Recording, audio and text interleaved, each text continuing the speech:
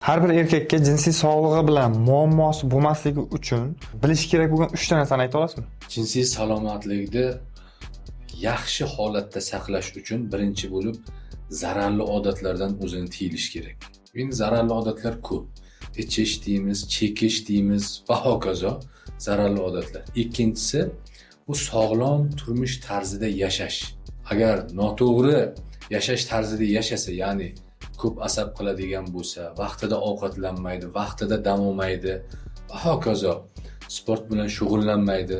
Mana shu narsalar ham keyinchalik demak jinsiy faoliyatni pasayishiga va yo'qolishiga sababchi bo'ladi. Uchinchisi bu tibbiy tekshiruvlardan vaqtida o'tib turmaslik.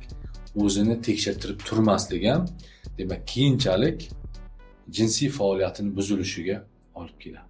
Agar har bir erkak kishi mana shu 3 ta sababga, ya'ni zararli odatlardan o'zini tiyadigan bo'lsa, sog'lom turmush tarzida yashaydigan bo'lsa va vaqti bilan har 6 oyda, 1 yilda kamida bir marta o'sha tibbiy tekshiruvlardan o'tib yuradigan bo'lsa, nasib bo'lsa, hech qanaqangi muammo kuzatilmaydi.